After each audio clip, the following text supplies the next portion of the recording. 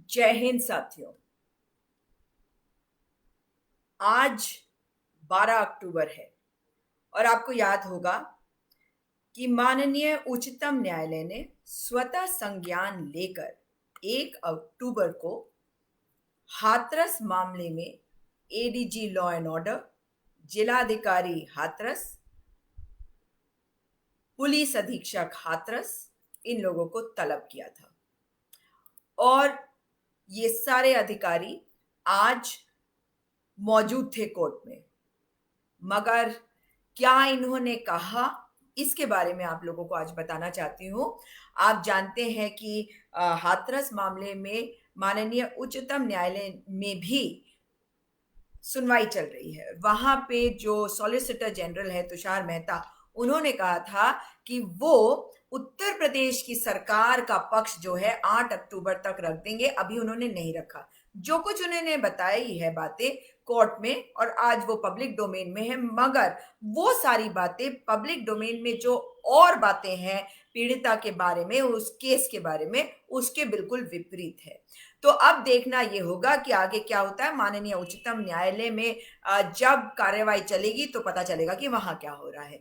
आज आपको बता दूं कि इस केस की सुनवाई के दौरान केवल परिवार के लोग और सरकार के अधिकारी मौजूद थे और निर्भया वाले केस में जो वकील थी सीमा खुशवाहा, वो मौजूद रही यहाँ पर। तो वो पीड़ित पक्ष का जो केस है वो लड़ रहे हैं। हाई कोर्ट में जो सुनवाई हो रही है उसमें यूपी सरकार की तरफ से विनोद शाही सरकार का पक्ष रखेंगे और पीड़ित परिवार जो है, वहां जो 5 लोग हैं, सीओ और मैजिस्ट्रेट की निगरानी में कोर्ट के समक्ष पेश हुए। और जब वे वहां पे, ये लखनऊ बेंच था इलाहाबाद हाई कोर्ट का जहां पे ये सुनवाई हो रही थी, और जब ये सुनवाई हुई तो आपको बता दूं कि जो एसडीएम है अंजलि गंगवार और जो सीओ हैं वो पीड़ित परिवार के साथ थे और 1 अक्टूबर को स्वतः संज्ञान लिया था इलाहाबाद हाई कोर्ट की लखनऊ बेंच ने। आज जिस तरह के सवाल उन्होंने पूछे हैं प्रशासन और पुलिस से, उससे आप समझ जाएंगे कि जिस चीज का दर्द आपको है वही चीज का दर्द हमारे माननीय न्यायालय को भी हुआ है। वो देख सकते हैं कि क्या हो रहा है। हाईकोर्ट ने जो जब दखल किया उसके बाद ही, जब उन्होंने स्वतः संज्ञान लिया और नोटिस इशू करे थे, उसके बाद ही आदित्यनाथ की सरकार, अजय सिंह बिष्ट की सरकार ने परिवार का सुरक्षा जो पहरा है वो बढ़ा दिया था। परिवार की सुरक्षा में करीबन 60 पुलिस वालों को इन्होंने तैनात कर रखा है और घर के आसपास सीसीटीवी कैमरे लगा दिए गए हैं और जो भी उनके घर में आ रहा है उनके ऊपर कड़ी निगरानी करी जा रही है। फिर भी मैं आपको आगे बताऊंगी कि परिवार ने क्या मांगे रखी कोर्ट के समक्ष। आपको बता दूं कि मुख्य सचिव गृह भी वहां पे मौजूद थे, डीजीपी हितेश चंद्र अवस्थी थे वहां पे, और जैसा कि मैंने आपको बताया एडीजी लॉ एंड ऑर्डर कौन, प्रशांत कुमार, कौन, वही जिन्होंने कहा था कि रेप की पुष्टि नहीं हुई, रेप नहीं हुआ। इनको तो रेप का डेफिनेशन तक नहीं पता जो ये बात करते हैं। तो इसके अलावा डीएम जो प्रवीण कुमार है वो भी मौजूद थे और अब बताऊंगी आपको कि उन्होंने क्या कहा। और जो एसपी विक्रांत वीर थे जिन्होंने ये जिस तरह की हरकतें करी, और जिलाधिकारी ने तो इस बात को माना है कि उन्होंने ऑर्डर किया था कि बच्ची के शव को जलाया जाए। जिस तरह की कार्रवाई पुलिस ने वहां पे करी उस पर कई सवाल उठ रहे हैं, आप जानते हैं। और ना सिर्फ सरकार, पुलिस, पूरा प्रशासन जो है वो कटघरे में है, वो जनता की अदालत में भी खड़ा है। और मैं आपको इससे पहले कि बताऊं कि वहां क्या हुआ, ये भी बताना चाहती हूँ कि सीबीआई ने भी केस दर्ज कर लिया। आप जानते हैं ना, एसआईटी इस मामले में इन्वेस्टिगेशन कर रहा था, लेकिन अब इस मैटर में सीबीआई ने भी केस दर्ज कर लिया है। तो मैं आपको बता दूं कि इसमें सीबीआई ने अपनी जांच पड़ताल शुरू भी कर दी है और उत्तर प्रदेश की सरकार ने ही इन्हें आग्रह किया था, तो उनके जो रिक्वेस्ट अनुरोध पर ही ये किया गया और उन्होंने अपनी एक टीम गठित कर दी है। टीम बताई जाती है कि अच्छी टीम है क्योंकि इसमें डीएसपी सीमा पहूजा है, जो हिमाचल प्रदेश का गुड़िया वाला मैटर हुआ था उसमें जांच इन्होंने करी थी और इन्हें कई कई सम्मान से ये नवाजी जा चुकी हैं अच्छी इन्वेस्टिगेशन के लिए।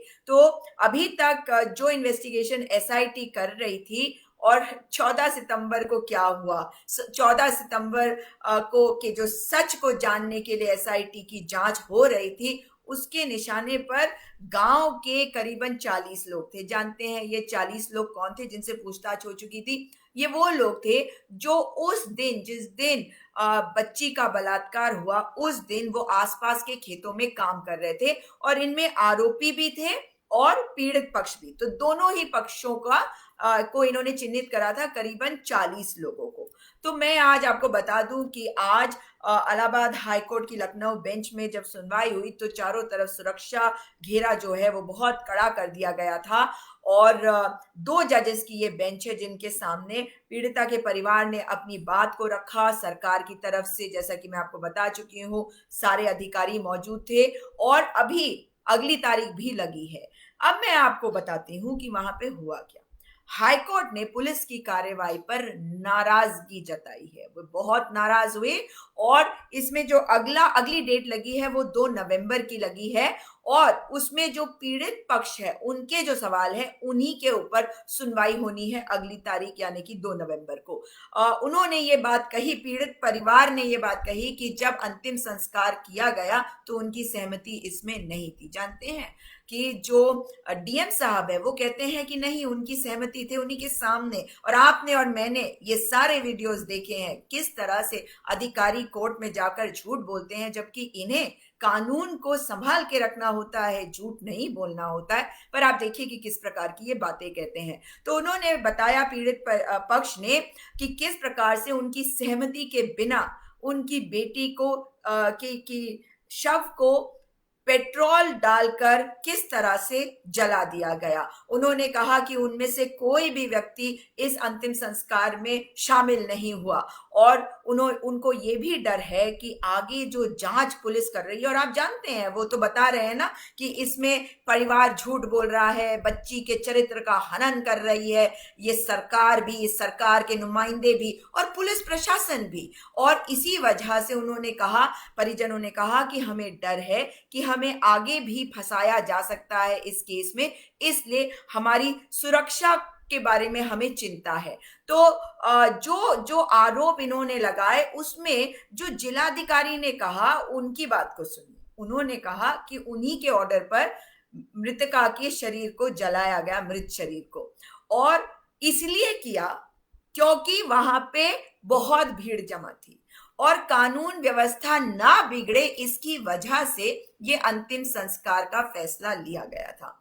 जानते हैं जब डीएम साहब ये बयान दे रहे थे तो बच्ची के परिजनों ने उन्हें टोका और उनसे सवाल किया। ये सवाल ध्यान से सुनिए, ये सवाल लाजमी है, ये सवाल आप और मैं कह रहे हैं। उन्होंने पूछा कि जब इतनी भारी तादाद में वहां पुलिस बल मौजूद था तो कानून व्यवस्था कैसे खराब हो जाता।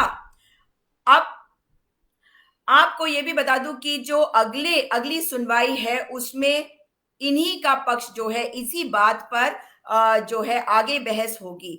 और अदालत ने जब मामले का स्वतः संज्ञान लिया था तो उन्होंने ये भी जानना चाहा था कि पीड़ित परिवार और जो गवाह है उनकी सुरक्षा के लिए क्या इंतजाम किए गए हैं। और ये क्या इंतजाम किए गए उनकी सुरक्षा के लिए, ये पूछा है किसने?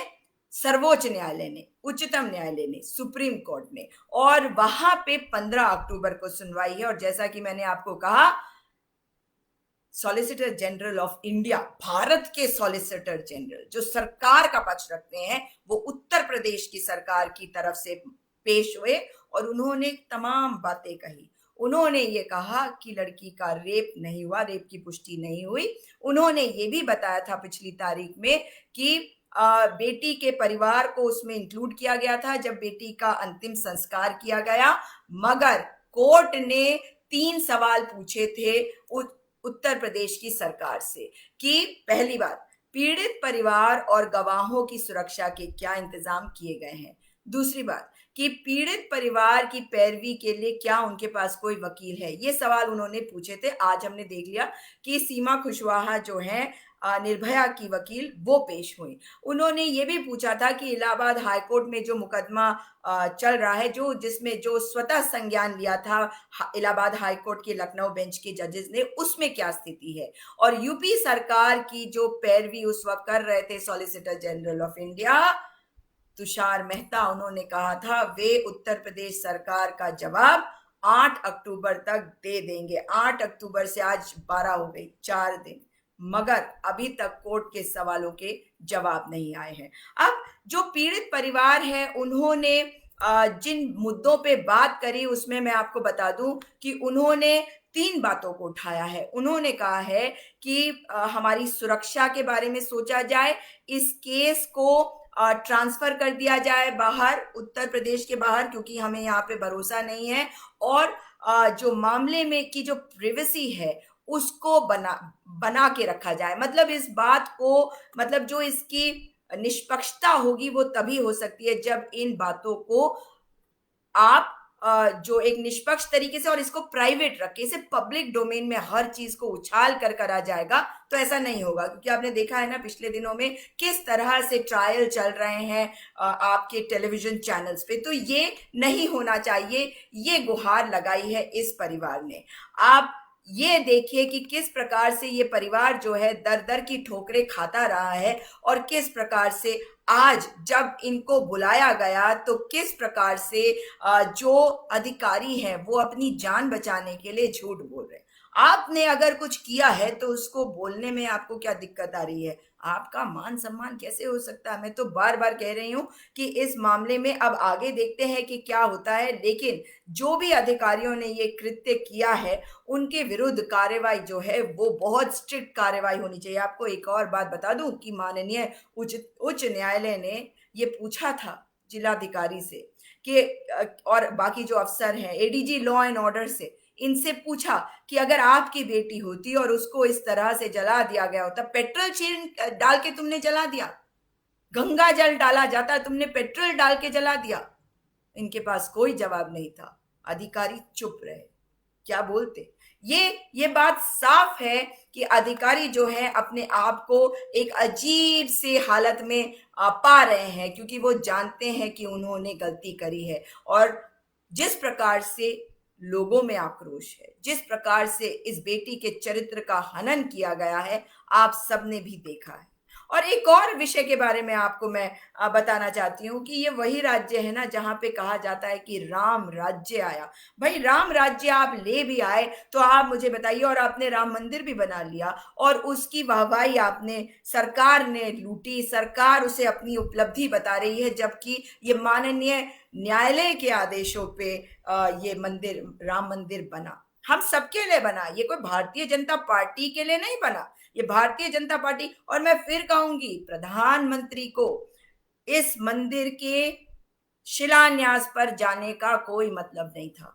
वे संविधान के हिसाब से चुने हुए प्रधानमंत्री हैं, उनका क्या मतलब था? क्या वो ये बताना चाहते थे कि जो उनके साथ है केवल उनका है राम मंदिर? नहीं प्रधानमंत्री जी, आप प्रधानमंत्री हैं मेरे, आपका मान केवल वहां तक है, लेकिन मंदिर में हमारी भी आस्था है, मंदिर में हर व्यक्ति की आस्था है, और जिस जिस भारतीय की, जिस जिस हिंदू की, कहीं पे भी रहता हो, किसी भी देश में रहता हो, उसकी आस्था है, तो ये मंदिर उसका भी है। लेकिन एक संवैधानिक पद पर बैठकर जब आप वहां जाते हैं तो आप जो करते हैं उसे राजनीति कहते हैं, उसे गंदी राजनीति कहते हैं। और देखिए जिस राज्य में राम मंदिर बना और जिसे सरकार अपनी उपलब्धि बता रही है, वहां पे देखिए इनके गढ़ में बैठी किसान महिलाएं, अयोध्या में जहां राम मंदिर बनाया जा रहा है, उसी राम मंदिर के पास अयोध्या में महिलाएं बैठी हुई हैं और जानते हैं थाली कटोरा लेकर बजा रही हैं, सरकार के विरुद्ध आवाज बुलंद कर रही हैं, मगर इस सरकार के कान पे जूं नहीं रेंग रही। जी हाँ, इनके कान पे जूं नहीं रेंग रही, क्योंकि ये समझ ही नहीं सकते कि लोगों की भावनाएं क्या है। लोगों को रोजगार चाहिए, लोगों के रोजगार को छीनने के बजाय सरकार का काम होता है कि रोजगार का सृजन करे। ये इनसे नहीं हो रहा, मगर ये महिलाओं को महिलाओं को अपने सामने खड़ा पा रहे हैं। और आप लोगों को एक चीज अवश्य बताना चाहती हूं, ये भारत देश है। इस भारत देश की महिला, इस भारत देश की महिला रानी लक्ष्मीबाई भी है। इस भारत देश में मां दुर्गा को पूजा जाता है और हर नारी के अंदर दुर्गा का स्वरूप होता है। काली भी बन सकती है वो, अगर जरूरत पड़े तो। और जिस सरकार ने महिला विरोधी होना दिखा दिया है, जिस सरकार के मंत्री, नेता, कार्यकर्ता महिलाओं के प्रति घृणा रखते हैं, उस सरकार को, उनके कार्यकर्ताओं को आगाह कर देना चाहती हूं। महिलाएं खड़ी हो गई हैं आपके विरुद्ध। आपने महिलाओं का अपमान किया, आपने एक मरी हुई बेटी के चरित्र का हनन किया। आपको देश क्या माफ करेगा, आपको तो भगवान भी माफ नहीं करेगा, और आपका तो कोई भगवान हो भी नहीं सकता। इसलिए साथियों, समय आ गया है कि अपनी आवाज को बुलंद करिए। इस सरकार से सवाल पूछिए जो इन्होंने हाथरस की बेटी के साथ किया है। जो कुछ आज हो रहा है उत्तर प्रदेश में, देश के अलग अलग राज्यों में, जहां ये कानून व्यवस्था बना नहीं पा रहे, क्योंकि सत्ता में कभी बैठे नहीं ना, महिलाओं से घृणा करते हैं, नीची जाति ऊंची जाति करते हैं। इस देश में नीची जाति ऊंची जाति नहीं चलने वाली, क्योंकि यहाँ पे हर व्यक्ति समान है। अमीर और गरीब भी नहीं चलेगा। पैसा हाथ का मैल होती है। आज मेरे पास, कल आपके पास। मनुष्यता, मानवता के आधार पर दुनिया चलती है। और भारत देश की गंगा जमुनी तहजीब जो है, वो केवल और केवल मनुष्यता पे चलती है, मानवता पे चलती है, संवेदनशीलता के साथ चलती है, सौहार्द के साथ चलती है, प्यार, मोहब्बत, भाईचारे के साथ चलती है। कोई नहीं तोड़ सकेगा भारत को। बहुत देखे, ये आए और ये गए, इन लोगों को हमने देखा है। अब लग रहा पीड़ित परिवार को न्याय मिलेगा, अर्जुन देव जी कह रहे हैं। बिल्कुल उम्मीद तो करेंगे, और हम सब अपनी आवाज को बुलंद करेंगे, क्योंकि वो बेटी अगर चली भी गई है, शायद एक बेहतर जगह में गई है, मगर उस बेटी की आवाज को आप और मैं हमेशा बुलंद करेंगे। और तब तक बुलंद करेंगे जब तक उसे न्याय ना मिल जाए। और उसे भूलेंगे नहीं। उसे क्यों नहीं भूलेंगे साथियों? उसे इसलिए नहीं भूलेंगे क्योंकि वो प्रतीक है उस बच्ची का, उस बेटी का, जो भारत की बेटी है, जिसके साथ अत्याचार हुआ, जिसके चरित्र का हनन हुआ। लेकिन अब हमें आगे ये ध्यान रखना है कि दोबारा ये ना हो। इसलिए हमें उस बेटी को याद रखना है, उसके सम्मान में, उसके मान के लिए, उसके स्वाभिमान के लिए, जो आज वो नहीं है। आप अपनी बेटी, अपनी बहन, अपनी माँ, अपने आसपास की महिलाओं के स्वाभिमान को बचाए रखिए, उनके लिए आवाज उठाए, और कभी ना भूले कि उस बेटी के साथ जो हुआ था वो कितना गलत था, और ऐसा भारतवर्ष में दोबारा ना हो। हाँ, हमारे प्रधानमंत्री जी के मुंह से एक शब्द नहीं निकला, एक शब्द नहीं निकला कि महापंचायत क्यों हो रही है, आरोपियों के समर्थन में नहीं निकला ना। सवाल बहुत सारे उठते हैं, मगर पूरा देश एक साथ आकर खड़ा हो गया है। गलत को गलत और सही को सही बोलना सीखे। हम सब भारतीय एक हैं। बल्कि मैं तो ये कहूंगी कि मनुष्यता में हम सबको विश्वास रखना चाहिए, और मानव जाति में विश्वास रखते हुए ये समझना चाहिए कि कहीं पे भी, दुनिया के किसी भी कोने में क्यों ना हो, हम केवल मनुष्य है, अलग जाति नहीं है, हम एक प्रजाति है, मनुष्य है वो प्रजाति। हमारे अंदर का जो लहू है सबका लाल है, मगर उसमें अगर विभिन्नता है तो क्या है? वो विभिन्नता जो है, वो विभिन्नता हर जगह होती है, और हर देश में होगी, हर प्रजाति में होती है ना। तो हम सब फिर भी एक ही रहते हैं। वो तो केवल बागीचे के अलग अलग फूल बनकर हमें खिलाती है। और हमें अपने देश के लिए अब सोचना पड़ेगा, अपनी आवाज को बुलंद करनी पड़ेगी, और महिलाओं के लिए हमेशा आवाज उठाइए, महिलाओं का सम्मान कीजिए, उनके मान, उनके अभिमान को उनका मान और अभिमान समझिए। उनके स्वाभिमान की सुरक्षा तभी होगी जब आप सम्मान करना सीखेंगे, और ये सम्मान आप उनका तभी कर पाएंगे जब आप स्वयं का सम्मान करेंगे। स्वयं का सम्मान करेंगे तो किसी और के स्वाभिमान को ठेस पहुंचाने के बारे में नहीं सोचेंगे। इस वीडियो को अधिक से अधिक शेयर करिएगा और मैं आपसे दोबारा जुड़ूंगी। आज कुछ राहत मिली है, थोड़ी सी, पर उम्मीद कर रही हूं आगे और राहत मिलेगी आपको और मुझको। इस वीडियो को अधिक से अधिक शेयर करिए साथियों। जय हिंद।